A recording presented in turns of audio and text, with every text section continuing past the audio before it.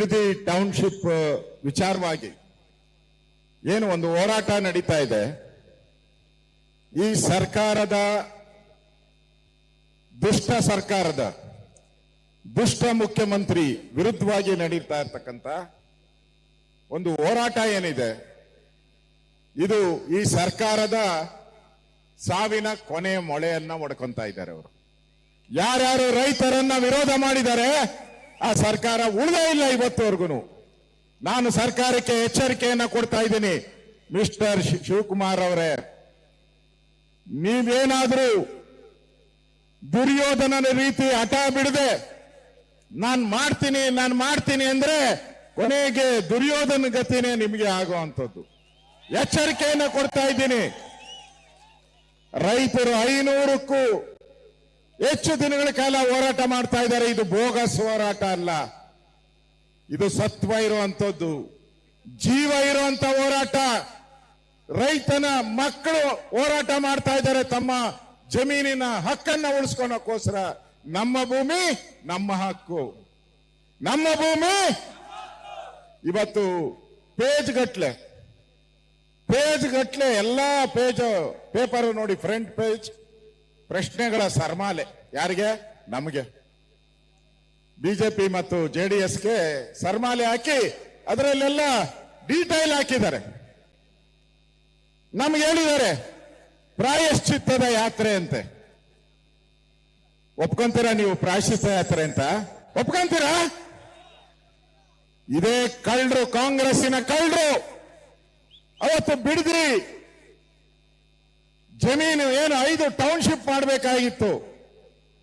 ಕಾಗೋಡು ತಿಮ್ಮಪ್ಪ ನೇತೃತ್ವದಲ್ಲಿ ಒಂದು ಸಮಿತಿ ನೇಮಕ ಆಯಿತು.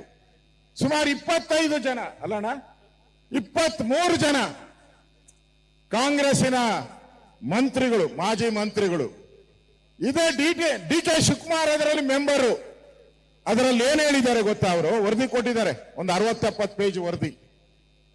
ಈ ಭೂಮಿ ಮುಟ್ಟಬಾರ್ದು, ಇಲ್ಲಿ ತೆಂಗಿನ ಮರ ಇದೆ, ಅಡಿಕೆ ಮರ ಇದೆ, ಮಾವಿನ ಮರ ಇದೆ, ಕುರಿಗಳಿದ್ದಾರೆ, ಹಸುಗಳಿದ್ದಾರೆ. ಇದನ್ನ ಮುಟ್ಟಿದ್ರೆ ನಿಮ್ ಸರ್ಕಾರ ಸರ್ವನಾಶ ಆಗೋತೈತೆ ಅಂತಾರೆ. ಇದು ಮುಟ್ಟಿದ್ರೆ ನೀವು ರೈತರಿಗೆ ದ್ರೋಹ ಬಗೆದ್ರಿ ಅಂತ ಇದೇ ಡಿ ಕೆ ಶಿವಕುಮಾರ್ ಅವರು ವರದಿಯನ್ನ ಕೊಟ್ಟಿದ್ದಾರೆ. ಈಗ ಯಾರಪ್ಪ ಪ್ರಾಯಶ್ಚಿತ್ತ ಮಾಡ್ಕೊಬೇಕು? ನೀವೇ ಹೇಳಿದವರು, ಇಲ್ಲಿ ಬರಲ್ಲ ಬಿಡದಿ ಮಾಡಬಾರ್ದು ಅಂತ ಹೇಳಿದವರು ನೀವೇ ತಾನೇ. ಈಗ ಯಾವ ಮುಖ ಇಟ್ಕೊಂಡು ಇದು ಈ ಯೋಜನೆಯನ್ನ ಮಾಡ್ತಾ ಇದ್ದೀರಾ? ಉತ್ತರ ಕೊಡಿ ನೀವು. ಪೇಜ್ ಗಟ್ಲೆ ನೀವು ಅಡ್ವರ್ಟೈಸ್ಮೆಂಟ್ ಅಲ್ಲ, ಉತ್ತರ ಕೊಡಿ. ಆ ಸತ್ಯ ಶೋಧನಾ ಸಮಿತಿ ರಿಪೋರ್ಟ್ ಬಹಿರಂಗ ಮಾಡಿ. ಇಲ್ಲ ಅಂದ್ರೆ ವಿಧಾನಸಭೆಯಲ್ಲಿ 13ನೇ ತಾರೀಕು ನಡೀತೈತಲ್ಲ, ಅಲ್ಲಿ ನಾವು ಅದನ್ನ ಬಹಿರಂಗ ಮಾಡ್ತೀರಿ. ನಿಮ್ಮ ಯೋಗ್ಯತೆಯನ್ನ ಹರಾಜಾಗ್ತೀರಿ ಅವತ್ತು ಇಡೀ ರಾಜ್ಯಕ್ಕೆ. ನೀವು ಜನಗಳ ಮುಂದೆ ಹೇಳೋದೇನು? ನೀವು ಕೊಳ್ಳೆ ಹೊಡೆಯಕ್ಕೆ ಇಲ್ಲಿ ಬಂದಿರುವಂತದ್ದು. ಬಿಡದಿಗೆ ಏನ್ ಬಂದಿದ್ದೀರಾ? ಕೊಳ್ಳೆ ಹೊಡೆಯಕ್ಕೆ ಬಂದಿರೋದು ನೀವು. 35,000 ಕೋಟಿ ಹಣ ಸಿಗ್ತದೆ ಇಲ್ಲಿ. 2,700 ಎಕರೆ ಸರ್ಕಾರಿ ಜಮೀನಿತ್ತು, ಇಲ್ಲ ಇವತ್ತು 700 ಎಕರೆ. ಇನ್ನು 2,000 ಎಕರೆ ಎಲ್ಲೋಯ್ತು ಗೊತ್ತಿಲ್ಲ ಯಾರಿಗೂ. ಎಲ್ಲರ ಹೆಸರಿಗೂ ಖಾತೆ ಮಾಡ್ಕೊಂಡ್ಬಿಟ್ಟಿದ್ದಾರೆ. ಅವರೇ ಇವಾಗ ಎಲ್ಲ ಮುಂದೆ ಹೋಗಿ ನನಗ್ ದುಡ್ಡು ಕೊಡು, ದುಡ್ಡು ಕೊಡು ಅಂತ, ನನಗ್ ದುಡ್ಡು ಕೊಡು ಅಂತ. ರೈತರೆಲ್ಲ ಇಲ್ಲಿ ರೈತರೆಲ್ಲ ಕೇಳ್ತಾ ಇರೋದು, ಯಾರ್ಯಾರು ಈ ಅಕ್ರಮ ಭೂಮಿಗಳನ್ನ ತೆಗೆದುಕೊಂಡಿದ್ದಾರೆ ಅವರು ಕೇಳ್ತಾ ಇರೋದು, ರೈತರೆಲ್ಲ ಕೇಳ್ತಾ ಇರೋದು. ರೈತರು ತಮ್ಮ ಭೂಮಿಗಾಗಿ ನಮ್ಮ ಭೂಮಿ ನಮ್ಮ ಹಕ್ಕು ಅಂತ ಹೇಳಿ ಹೋರಾಟ ಮಾಡ್ತಾ ಇದ್ರೆ ನೀವು ಅದನ್ನ ಬೋಗಸ್ ಅಂತ ಹೇಳ್ತೀರಾ? ಕಾಂಗ್ರೆಸ್ ಮನೆಯಾಳ ಕೆಲಸಕ್ಕೆ ಇವತ್ತು ಬಿಜೆಪಿ ಮತ್ತು ಜೆಡಿಎಸ್ ಇವತ್ತು ನಿಖಿಲ್ ಕುಮಾರಸ್ವಾಮಿ ಅವರ ನೇತೃತ್ವದಲ್ಲಿ ನಡೀತಾ ಇರುವಂತ ಹೋರಾಟ ಯಶಸ್ವಿ ಆಗಬೇಕು. ಈ ಸರ್ಕಾರಕ್ಕೆ ಕೊನೆ ಮೊಳೆ ಹೊಡಿಬೇಕು. ನಡ್ಗೋಗಿದ್ದಾರೆ.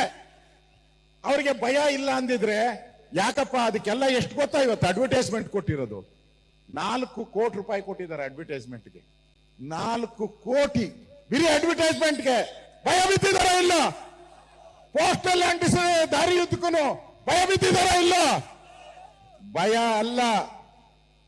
ಈ ಯಾತ್ರೆ ಮುಗಿಯೋದ್ರೊಳಗಡೆ, ವಿಧಾನಸಭೆ ಅಧಿವೇಶನ ಆಗೋದ್ರೊಳಗೆ ಯಾವುದೇ ಕಾರಣಕ್ಕೂ ಈ ಬಿಡದಿ ಮತ್ತೆ ರೈತರ ಸೊತ್ತಾಗಬೇಕು. ಕುಮಾರಣ್ಣನ ಸೊತ್ಕೋಸ್ಕರ, ನಿಖಿಲ್ ಸೊತ್ಕೋಸ್ಕರ, ನನ್ನ ಸೊತ್ಕೋಸ್ಕರ ನಾವು ಬಂದಿಲ್ಲ. ಇಲ್ಲಿ ನಾವು ಬಂದಿಲ್ಲ. ಇಲ್ಲಿ ರೈತರ ಜಮೀನು ರೈತರಿಗೆ ಉಳಿಬೇಕು.